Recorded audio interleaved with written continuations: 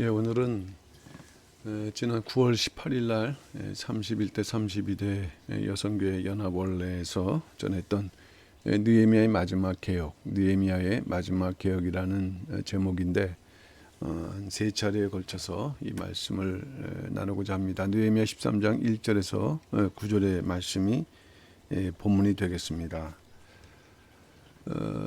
이 사건 또는 이 내용이 이제 중요한 의미가 여러 가지가 있겠는데 일단은 이 본문이 기록되어 있는 느헤미야 13장의 의미가 무엇인가 하는 것을 먼저는 생각을 해봐야 될 것입니다. 우리가 성경은 구약 성경과 신약 성경으로 구분되는데 이 마지막 신약으로 넘어가기 마지막 기록의 내용이다.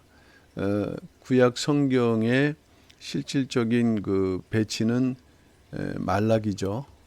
말라기가 사실 실제로 그 역사이면서도 마지막에 배치돼 있어 우리는 말라기만을 생각할 수 있겠지만은 실제로 이 느헤미야 13장의 사건은 말라기 시대와 연관되어서 같은 시대이면서 우리가 같은 내용으로 살펴봐야 한다는 것입니다. 어쨌든 이 느헤미야 13장은 구약 시대의 마지막 사건에 대한 기록이다라는 것, 이제 이것이 중요한데 특별히 그동안 우리는 이 성벽 낙성식을 어떠한 의미에서 살펴봤습니까? 성벽 낙성식은 구속사적인 면에서 볼 때는 결국 구속사의 완성을 상징하는 그런 사건이다. 그리고 성도가 새 예루살렘 성에 들어가는 그런 그 구원사적 과정을 보여주는 중요한 사건이다. 그런데 이 느헤미야의 개혁은 그 이후에 기록된 것을 볼 때 이것은 그 독자적인 의미를 지니면서 이제 그 성벽 낙성식에 예표된 새 예루살렘에 들어가기 위해서는 거기 그 성도들은 끊임없는 느헤미야의 그 개혁에 나타난 신앙의 그런 과제들을 끊임없이 개혁하면서 나가야 된다는 메시지를 우리에게 주고 있습니다.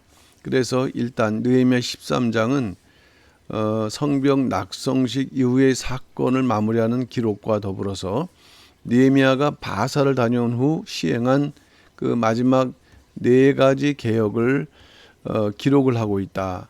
이런 면에서 우리는 이 느헤미야 13장의 의미를 알아야겠고, 두 번째는 구속사적인 면에서 이것을 바라봐야 되겠습니다. 일단 오늘의 본문은 느헤미야 13장 1절에서 9절이 되는데 그 중에서 이제 1절 말씀을 보게 되면은 그날에라고 했습니다. 이 그날 무엇을 지시하는 날인가? 이것이 바로 성벽 낙성식을 지시를 하고 있는 것이에요. 그날에 성벽 낙성식이 끝난 후에 느헤미야가 모세의 책을 낭독하면서 백성에 들렸다. 목적은 무엇이냐? 이스라엘 백성들의 그 끼어 살고 있었던 암몬 사람과 모압 사람을 갖다가 분리케 하기 위한 일이었거든요. 그러니까 이런 이제 작업을 하면서 사실은 느헤미야가 12년 동안 있었던 그 총독의 그 1차적인 일을 이제 마치는 그 마지막 작업이에요. 이것이 오늘 본문에서는 1절에서 3절까지 그리고 이제 4절 이후가 바로 그 1년 뒤에 돌아와서 네 가지 개혁을 하는 그러한 장면이 기록되어 있습니다. 사실 이것이 하나의 사건처럼 보이지만은 실제로 1절에서 3절까지와 4절 이후의 기록의 요 큰 공백, 물론 이제 한 1년간의 공백이지만 이러한 그 내용으로 되어 있기 때문에 우리는 13장을 이해를 할 때 성벽 낙성식 이후의 마무리 마지막 사건 그리고 1년 뒤에 다시 돌아와서 개혁을 한 사건으로 이해를 하면 되겠습니다. 느헤미야가 암몬과 모압 백성들을 굳이 말씀했던 것은 사실 이들은 그 성벽 재건을 방해하는 아주 주도적인 인물들이었는데 이미 신명기 23장 3절 5절에 기록되어 있는 말씀입니다. 어쨌든 이들은 총에 들어갈 수 없다. 그리고 하나님께서 이들과 함께하지 말 것을 이미 율법을 통해서 말씀을 했어요. 그렇기 때문에 이 말씀에 따라 신앙의 순수성을 회복하기 위해서 일단 섞인 무리들, 이스라엘 백성 가운데 섞여 무려 있었던 섞인 무리였던 이 암몬과 모압 사람들을 그 가운데서 이제 분리했다. 느헤미야 13장 3절 말씀이죠. 백성이 이 율법을 듣고 그 섞인 무리를 이스라엘 가운데서 몰수히 분리케 하였느니라. 이것도 어떻게 보면은 큰 개혁이죠. 사실 이러한 개혁을 진행하는 데는 큰 고통이 따른다는 것입니다. 분명히 여기에는 또 친족 관계가 있을 것이고, 그러나 이 모든 것들을 아주 엄중하게 실시를 했다는 것입니다. 이러면서 이 사건이 바로 느헤미야 총독 12년간의 마지막 사건이다라는 것을 이제 우리에게 말씀하고 있는 것입니다. 그래서 그 말씀드렸던 대로 느헤미야는 이 불리한 사건 이후에 12년 총독의 임기를 마쳤습니다. 그리고 그가 이제 그 관리로 있는 바사 지역으로 돌아갔죠. 그런데 1년 후에 다시 돌아왔다. 그것에 대해서는 자세하게 기록지 않고 바로 돌아온 것으로 돼 있어요. 그것은 왜 돌아왔을까요? 귀국을 했는데 그 나라로 돌아갔는데 그런데 또 고국의 소식이 편치 않는 것이죠. 이 느헤미야가 없게 되면서 또 나라가 타락하고 있는 그런 소식을 이제 듣고, 어쨌든 돌아와서는 그 마지막 개혁이 목표가 됐기 때문에 다시 돌아오게 된 이유는 이 나라가 영적으로 엄청나게 타락하고 있다라는 그런 소식이 그 동인이었다라고 우리가 생각할 수 있습니다. 4가지 개혁이라고 했는데 느헤미야 13장 4절부터 시작을 해서 9절까지가 첫 번째 개혁을 기록하고 있는데, 첫 번째가 도비아를 쫓아내는 것이 큰 개혁입니다. 도비아 한 사람만을 쫓아냈겠습니까? 이 사람은 그 당시에 이스라엘에 아주 이방인임에도 불구하고 성 안에 그 자기의 자리를 찾을 정도의 아주 영향력이 크다는 것을 볼 수 있는데, 그냥 단순하게 쫓아냈다라는 그런 것만으로 표현하기에는 엄청난 갈등이 여기 있었을 것이다. 그럼에도 불구하고 도비아를 쫓아냈다. 두 번째 개혁은 레위 사람들을 복직시켰다. 레위 사람들은 제사장을 도와서 성전을 관리하고 제사가 진행될 수 있도록 했던 인물들인데, 복직이라는 것은 이들이 자리를 비웠다는 얘기입니다. 그럼 우리는 여기서 생각해 볼 때 그 자리가 비어남으로 인해서 성전이 원활하게 과연 관리가 되고 돌아갈 수 있겠는가? 또 성전의 중요한 목표는 제사인데 그 제사가 제대로 운영됐겠는가?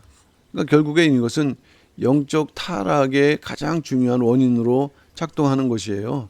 성전 자체가 존중받지 못하는 상태로 떨어지는 그 원인에는 이제 레위 사람들을 복직시키는. 그럼 왜 레위 사람들은 자리를 버리고 자기 고향으로 갔던가 딴 곳으로 갔을까 하는 문제가 있겠죠. 세 번째 개혁은 안식일을 철저하게 지키게 했다는 것입니다. 이스라엘 백성들이 이 이방인들과 섞여 살다 보니까는 어떤 이익을 추구하는 면에서는 그들의 그 날짜를 맞출 수밖에 없는 이제 그런 면에 있다 보니까 안식일을 지키지 못했다. 그러나 이 안식일을 철저히 지키는 몇 가지 규칙을 정하면서 개혁을 했고요. 마지막 4번째 개혁은 이방 여자와 혼인한 사람들. 이 이방 여자의 혼인한 문제는 계속 바벨론 포로 그 귀환 이후에 계속적으로 이 에스라 때부터도 문제가 되었던 그런 문제인데, 이것이 이제 마지막 말라기 때에 다시 또 책망을 하는 문제거든요. 그러니까 대단히 어려운 문제인데 다시 와서 4번째 개혁입니다. 그래서 오늘은 이 4가지 개혁 가운데에서 첫 번째 개혁을 중심으로 오늘 느헤미야의 마지막 개혁의 첫 번째 내용을 살펴보도록 하겠습니다. 말씀드렸던 것처럼 느헤미야의 개혁은 구속사적 입장에서 보자. 이제 성벽 재건으로 상징되는 구속사 운동이 완성됐고, 그리고 그 이후에 성벽 낙성식으로 이제 이어지는 과정 속에서 이것은 성도가 새 예루살렘에 들어가기 위한 그 필수적인 그러한 조건들을 우리에게 보여주는 중요한 의미가 있다는 것입니다. 서론적으로 말씀드렸던 것처럼 이 느헤미야 13장은 구약의 마지막 장이다. 그러면서도 구속사적으로는 신약의 마지막 새 예루살렘에 들어가는 그러한 의미를 우리에게 제시하고 있다는 면에서는 이 대단히 신구약 성경의 어떤 그 구조나 조화의 의미를 우리가 발견할 수 있습니다. 어쨌든 그런 가운데 첫 번째 개혁은 도비아를 쫓아냄으로 시작되었다. 이것을 기록하기는 느헤미야 13장 8절에서 간단하게 기록을 하고 있습니다. 내가 심히 근심하여 도비아의 세간을 그 방 밖으로 다 내어던지고 들여놓았느니라. 자, 그러면 느헤미야가 여기서 심히 근심했다라고 할 때 무엇을 근심했을까요? 도비아의 세간을 방 밖으로 내어던질 때 그가 반발하고 또 저항하는 것을 근심했을까요? 그것보다도 1년 전에 돌아가기 전까지 이제 모든 총독으로서 모든 신앙의 제도를 완비하고 또 성벽 재건뿐만 아니라 낙성식을 마치면서 신앙의 그 회복을 이뤘다고 생각을 했는데 이제 여기에 관여되어 있는 모든 대제사장을 비롯한 제사장들이 있겠고요. 그 다음에 이것을 바라보는 그런 백성들의 그런 신앙의 상태, 이것을 이제 근심했겠죠. 예, 이런 면에서 근심하면서 어쨌든 세간을 방 밖으로 다 내어 던지고 아주 강력하게 그 개혁을 이제 시행을 했다는 것입니다. 자, 그러면 여기서 도비아가 이제 등장하고 있다는 것을 우리는 주목을 하셔야 돼요.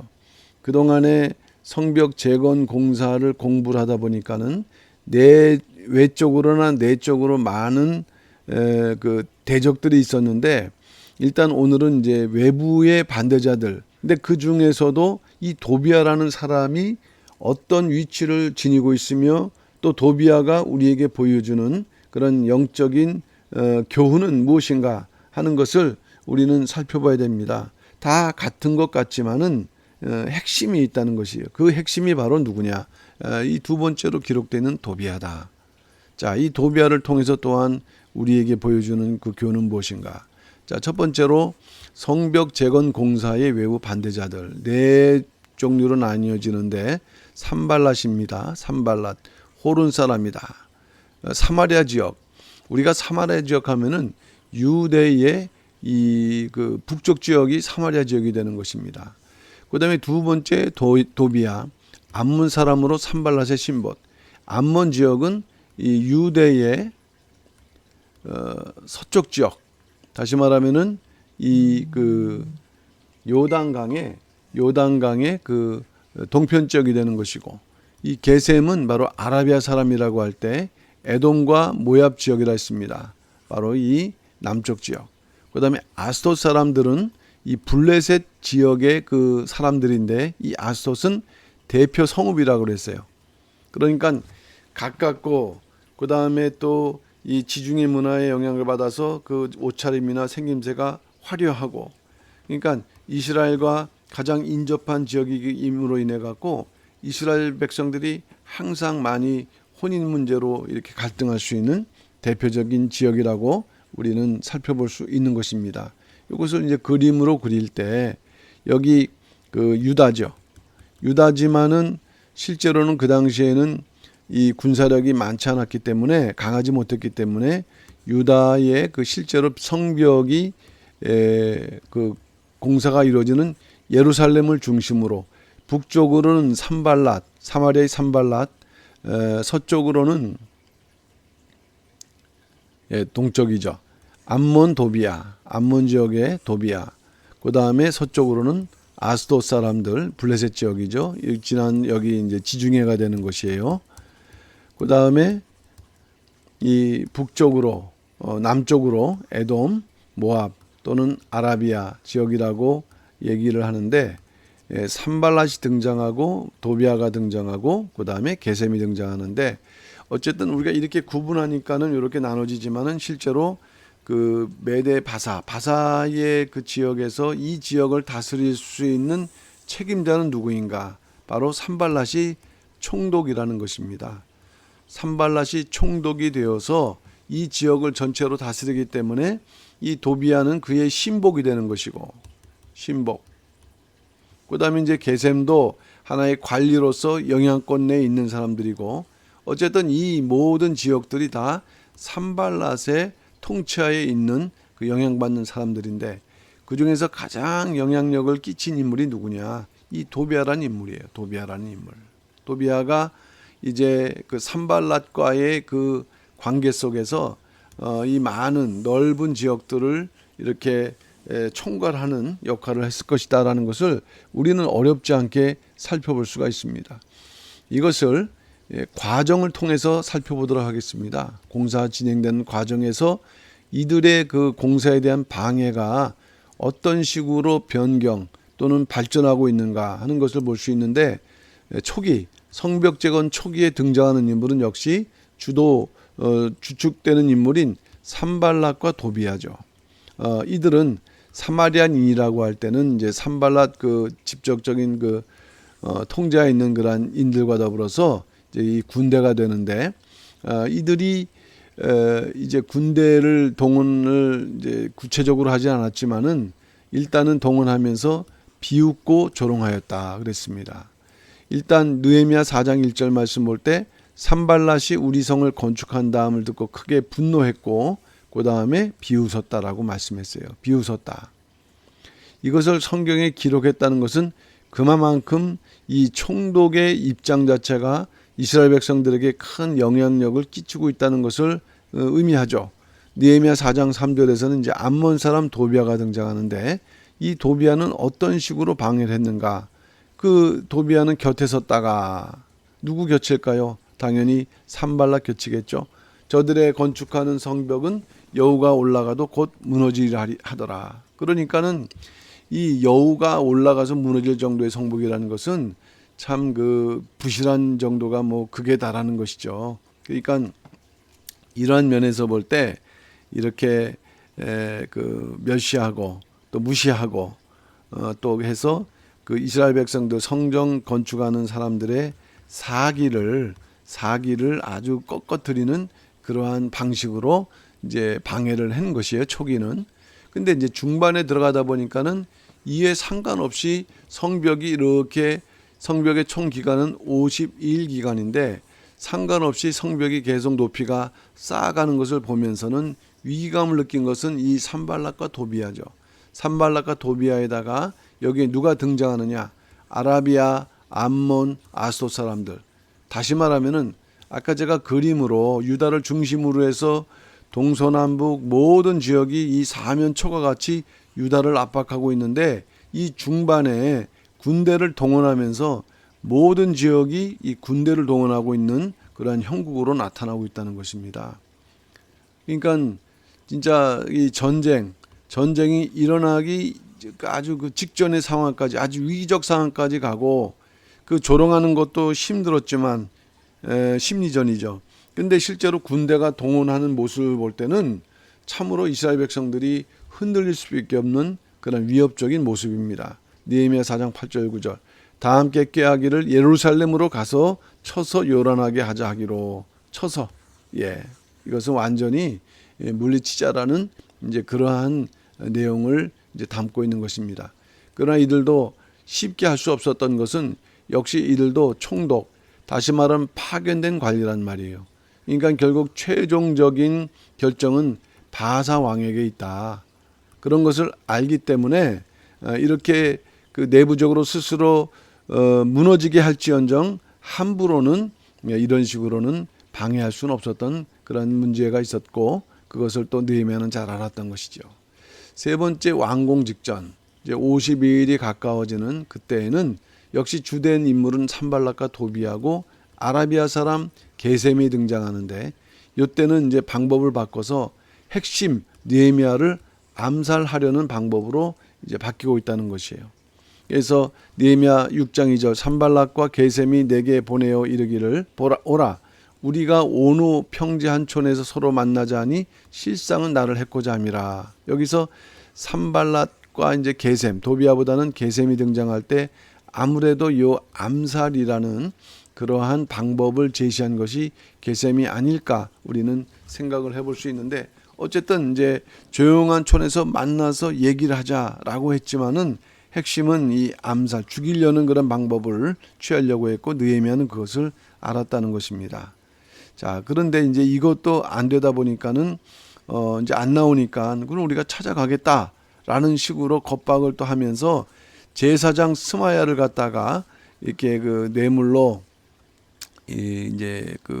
뇌물로 이 사람을 이제 이용을 하게 되는데, 이 도비아와 산발랏에게 뇌물을 받았다라고 할 때는 이제 요 문제가 실패로 돌아가면서 다시 도비아가 등장하면서 스미야에게 뇌물로 매수를 했단 말이에요.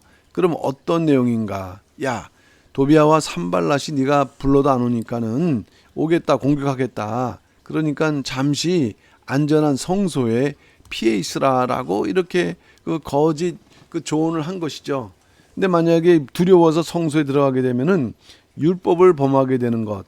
그 다음에 두 번째는 이제 대표자로서 지도자로서의 그러한 그 비굴한 모습을 그러한 보여주는 이제 그러한 뭔가 거짓된 그러한 매수를 당한 인물이 스마야라는 것이에요. 이 스마야 참 이게 중요하죠.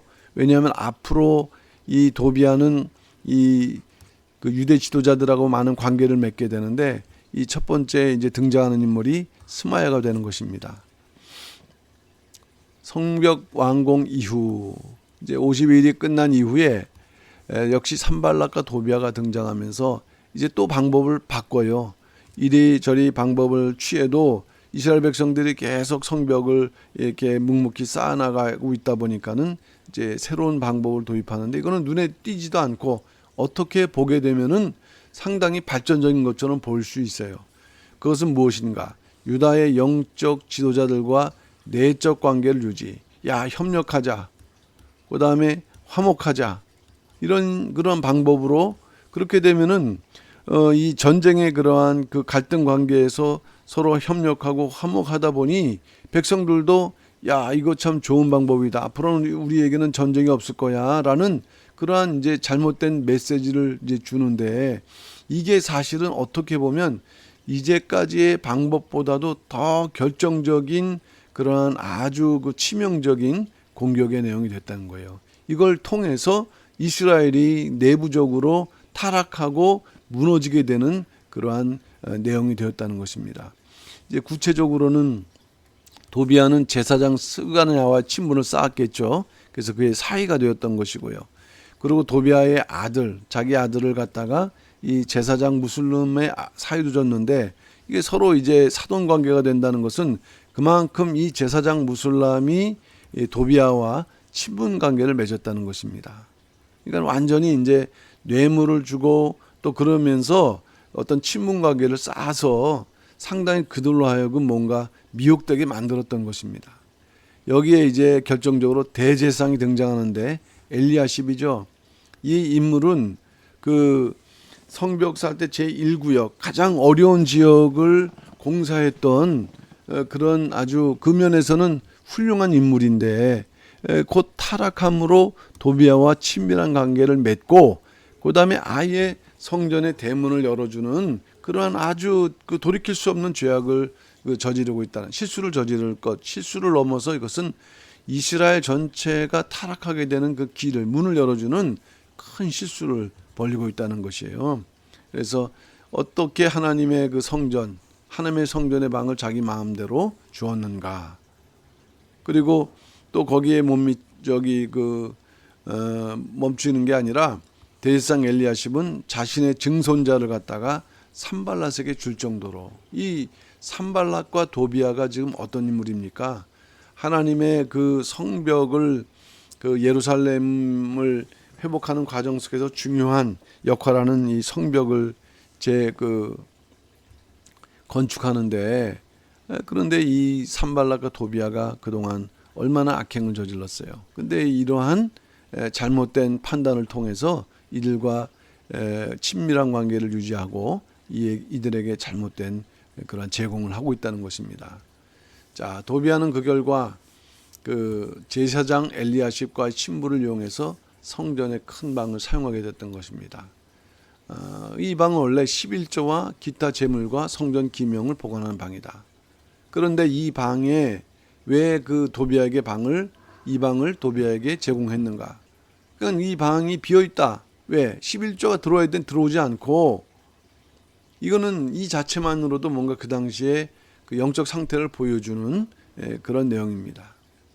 근데 중요한 것은 3번이죠.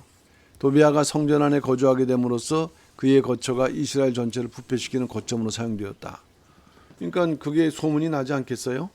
도비아가 성전에 거주하게 되었다는 것은 무엇을 의미할까요?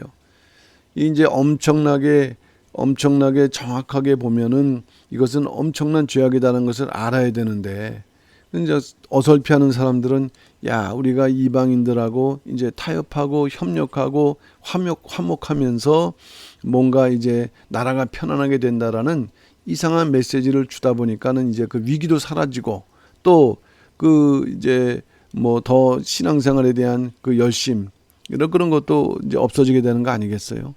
한편으로는 이러한 그 타락된 성전에서 누가 제사를 드리려고 했겠어요?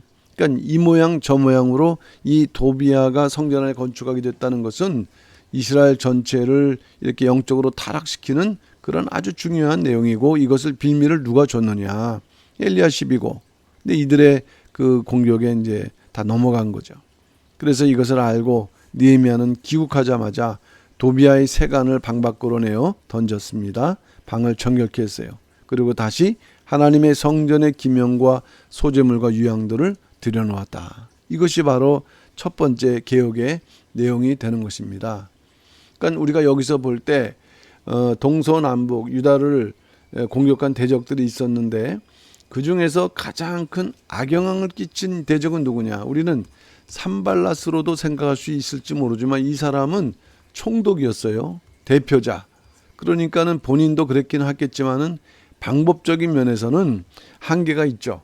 그런데 이 산발랏을 이렇게 옆에서 충직된 신복으로 있으면서 그를 통해서나 주변의 모든 사람을 동원하는 그러한 결정적인 역할은 누구냐? 도비야. 이 사람은 초기부터 방해했을 뿐만 아니라 이제 성벽이 재건된 후에 느헤미야가 바사 제국을 귀국한 것을 틈타갖고 말이죠. 방법을 바꿔서 그 이스라엘의 영적 지도자들과 친분 관계를 맺은 것이에요. 맺고서 또 그 이제 성전 안에 들어가서 거하기도 하다 보니까는 이 모든 일, 작은 누르기 전 그러한 것을 이제 부패시키는 거 아니겠습니까?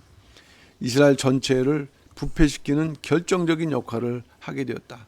그런 면에서 볼 때 이 도비아는 결국 가장 핵심적인 대적이에요. 대적. 가장 핵심적 대적. 우리가 다 알아야 되지만은 이 도비아, 그리고 이 도비아가 차지하는 성벽 재건, 하나님의 구속사를 방해하려는 그러한 이 도비아의 여러 가지 모습과 그 전략은 이 마지막 때 어쨌든 성경 구속사 쪽으로 봐야 되니까 이 도비아는 과거의 도비아만이 아니라 앞으로 성전을 중심으로 나타날 대적들, 겉으로는 이제 화목하고 막 이렇게 얘기할 수 있을지 모르지만은 실제로는 하나님 볼 때는 대적이라는 거죠. 그래서 이스라엘 전체를 부패시키는 역할을 할 수 있다는 것을 우리는 발견해야 됩니다. 이것이 바로 여기 느헤미야의 그 개혁 가운데 첫 번째 해당되는 그러한 개혁의 내용이 되겠습니다. 자, 그러면 이 느헤미야가 시행했던 첫 번째 그 개혁, 도비아를 쫓아낸 것을 통해서 우리는 어떠한 구속 교훈을 받을 수 있는가?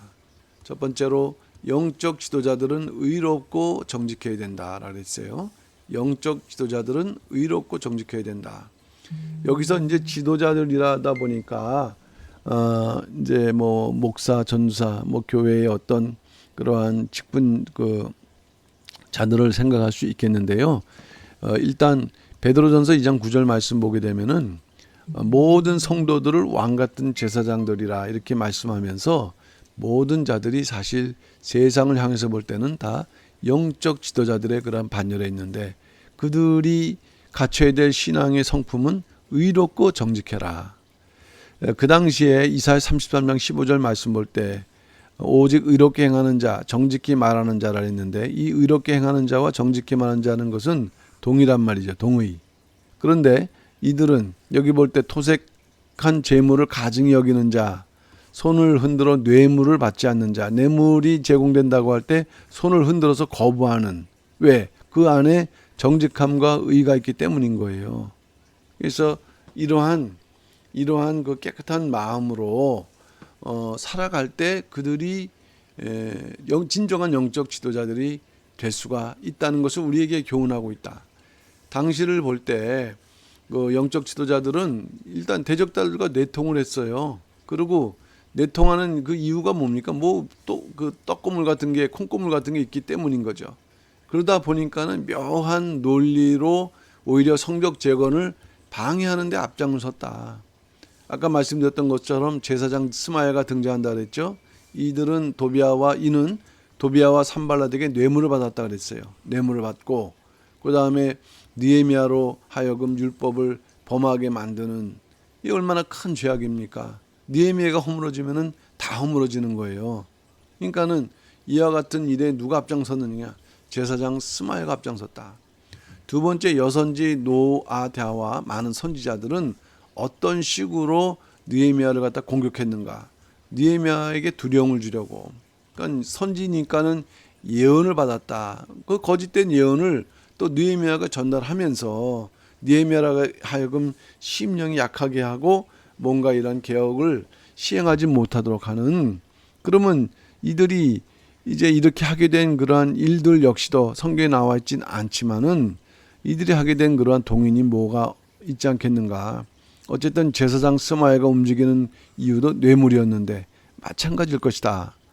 그 다음에 이제 제사장 엘리야십은 그 당시에 가장 높은 위치에 있는 인물인데 도비아의 그런 관계를 맺고 그에게 그 친분으로 성전의 방을 내줬다는 거. 이거는 엄청난 큰, 그동안에 그가 제사장으로 성벽을 걷는데 큰 공헌을 세웠지만은 도리어 이제 그러한 위치에 착각하고 또 잘못 판단해서 이 나라 전체를 이렇게 망가뜨릴 수 있는 그런 범죄를 저지르고 있는 모습이 된다는 것입니다. 이 엘리야십. 하나님께서는 분명히 말씀하시기를 악한 자와 결탁하지 말라. 결탁하는 자에게 내가 진노한다. 역대하 19장 2절 말씀 보면 하나님의 아들 선견자 예후가 나가서 여호사밧 왕을 맞아 가로되 왕이 악한 자를 돕고 여호와를 미워하는 자를 사랑하는 것이 가하니까. 누굽니까? 아합. 나중에는 아합과 연혼하죠. 그러니까 너희가 진노하신다. 너에게도 임한다. 네가 아무리 올바른 그러한 믿음 생활을 한다지만 이러한 잘못된 일에 대해서는 내가 진노한다. 예, 여호사밧 왕. 두 번째는 성전 안에 있는 악한 대적을 물리쳐야 한다 그랬어요. 성전 안에 있는 악한 대적을 물리쳐야 된다. 그러니까 성전이라고 할 때 오늘은 이제 오늘날에는 이제 교회를 의미를 하기도 하죠. 또는 우리가 고린도전서 3장 16절 말씀 볼 때 우리도 하나의 성전이에요. 하나님의 성령이 있으므로. 그러므로 우리 안에 도비아와 같은 그러한 존재가 있다 할 때 그것을 물리쳐야 된다. 왜냐? 그 당시 도비아의 거처가 성전 안에 있음으로 인해서 이스라엘 전체가 부패되는 그러한 이제 원인으로 작동했던 것처럼 어쨌든 이러한 것을 쫓아내는 일이 개혁의 출발점이었다. 그러니까 그 당시에 말라기 1장 6절, 그 당시 동시대의 말라기 선지자는요, 내 이름을 멸시하는 제사장들이라고 하면서 실제로 그 당시 그 제사장들, 종교 지도자들이 개혁의 대상이 될 수밖에 없다는 것을 증거를 하고 있는 것입니다. 이 성전 안에 있는 악한 대적을 물리쳐야 된다. 이건 타협할 문제가 아닌 것이에요. 마지막 때도 미운 물건이 거짓 날개를 의지했다 그랬어요. 거짓 날개. 에스겔 성전의 그 내용에서 볼 때는 그 그룹들의 6날개, 이 날개짓, 이것은 하나님의 말씀의 선포거든요. 그러나 마지막 때는 하나님의 그 강단에서 거짓 날개의 날개짓이 있다라는 것, 이제 그러할 때 여기 있지 않습니까? 다니엘서 9장 27절. 잠파여 미운 물건이 날개를 의지하여 어디에 거룩한 곳에 선다. 그러니까 미혹되면 안 되는 것이고, 그래서 이러할 때에 반드시 이러한 그 미운 물건을 물리치는 일이 반드시 있어야 된다. 그러니까 다니엘서에도 예언되어 있지만 안티오코스 에피파네스 4세,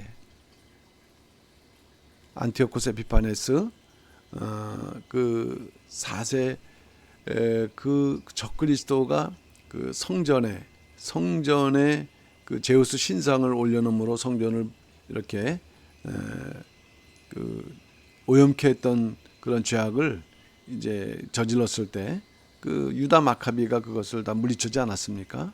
이제 그러한 역사가 역사는 있었고, 마지막 때도 반드시 회복되어야 될, 하나님의 성전이 회복되어야 될 모습을 증거를 하고 있습니다. 그러나 결국에는 우리 각자 마음 안에 있는 악한 것들을 물리쳐야 된다 그랬어요. 마가복음 17장 21절에서 22절 말씀 보면은 속에서 사람의 마음에 나오는 것들, 악한 생각해서 악한 생각은 뭐냐? 곧 음란과 도적질과 살인과 간음과 탐욕과 악독과 속임과 음탕과 흘리는 눈과 회방과 교만과 광팬이 했거든요. 우리 안에, 마음의 안에 13가지, 여기서 보면은 마치 악한 생각을 설명하는 게 12가지, 악한 생각은 곧 12가지처럼 보이는데, 마태복음 15장 19절 보게 되면은 이 악한 생각이 이 하나의 종류처럼 예수님께서 말씀하신 거로 기록했었을 때, 우린 이것을 하나로 별도로 보게 되면 하나, 둘, 셋, 넷, 다섯, 여섯, 일곱, 여덟, 아홉, 열, 열하나, 열둘, 열셋, 13, 13가지. 마태복음에는 이제 7가지로 표현되어 있는데 여긴 13가지죠. 13은 배신의 수예요. 배신의 수. 우리를 하나님의 신앙으로부터 배신케 하는 모든 조건들, 그것들을 물리쳐야 된다. 이것을 교훈하고 있습니다. 마지막 세 번째는 마지막 성도로서 신령한 성벽 낙성식을 마치고 그 성전에 들어가는 성도로서 하나님의 지혜로 분별할 수 있어야 되고요. 또 기도로 승리할 수 있어야 된다. 자, 뭘 분별해야 되냐? 시대의 표적을 보면서 분별할 수 있어야 된다. 분별을 할 수 있는 능력이 있어야 된다. 마태복음 16장 3절. 시대의 표적을 분별할 수 없느냐? 예. 그러니까 이와 같이 마지막 때는 아주 미혹한 영들이 활기치는 때이므로 이렇게 분별하지 않으면, 그런 능력이 있지 않으면 안 되는데, 첫째로 시대의 표적을 분별하는 말씀이 되겠고, 두 번째로 하나님의 뜻을 분별할 수 있어야 된다. 로마서 12장 2절. 너희는 이 세대를 본받지 말고 오직 마음을 새롭게 함으로 변화를 받아 하나님의 선하시고 기뻐하시고 온전하신 뜻이 무엇인지 분별하도록 하라. 이렇게 말씀했어요. 분별하라. 오늘날 우리에게 임하신 하나님의 뜻이 무엇인가 분별할 수 있어야 돼요. 세 번째는 선한 것. 우리가 살아가면서 우리 삶의 주변에 있는 선한 것이, 올바른 것이, 의로운 것이 무엇인가 분별할 수 있는 능력이 있어야 된다. 빌립보서 1장 10절. 너희로 지극히 선한 것을 분별하며 또 진실하여 허물 없이 그리스도까지 날까지 이루고. 그러니까 분별하는 자들만이 허물 없이 그리스도의 날까지 이룰 수 있다라고 말씀했어요. 신앙의 실력이고 능력이죠. 이러한 것이 우리에게 요구됨을 이 느헤미야 첫 번째 개혁은 우리에게 말씀했어요. 그 당시 스마야라든가 엘리야십이라든가 많은 제사장들은 그것이 바로 하나님의 뜻인 줄 알고 서로 협력하고 서로 대화 나누면서 친분을 도모했다. 그러나 이것이 바로 이스라엘을 영적으로 타락시키는 원이라는 것을 알지 못했어요. 왜? 욕심에 이끌려서 분별력이 없었기 때문에. 이제 마지막으로 말씀드리는 것은 우리는 깨어있는 기도, 성령의 가르침을 받는 성도가 되어야 된다. 이렇게 될 때 분별할 수 있는 신령한 능력을 얻게 된다. 고린도전서 2장 13절 말씀이죠. 우리가 이것을 말하거니와 사람의 지혜에 가르친 말로 아니하고 오직 성령의 가르친 것으로 하니. 신령한 일은 신령한 것으로 분별하니라. 신령한 것을 분별할 수 있는 그러한 믿음의 지혜, 이러한 성도가 되어야 된다. 그렇게 되기 위해서는 어떻게 했냐? 깨어 기도해야 된다. 성령의 가르침 받는 성도는 깨어있는 기도하는 성도가 되어야 된다. 누가복음 21장 36절 말씀이죠. 이러므로 너희는 장차 올 이 모든 일을 능히 피하고 인자 앞에 서도록 항상 기도하며 깨어있으라. 기도하는 자체가 깨어있는 거고 깨어있는 자체가 또 기도하는 것이거든요. 그래서 말씀과 기도, 늘 영원한 결론이지만 말씀과 기도만이 우리가 개혁적 삶을 살고 새 예루살렘에 들어갈 수도 있고, 또 이러한 느헤미야 시대 같은 상황을 만난다 할지라도 올바른 분별을 통해서 하나님의 편에 서서 그 뜻을 감당할 수 있게 되는 것입니다. 그래서 이러한 오늘 느헤미야의 마지막 기억 가운데 첫 번째 기억을 통해서 각자 자신을 돌이켜보고 거기에 합당한 신령한 느헤미야 같은 믿음의 그러한 승리가 있는 우리 모든 성도들 되시기를 주님의 이름으로 축원하면서 오늘 말씀 마칩니다. 감사합니다.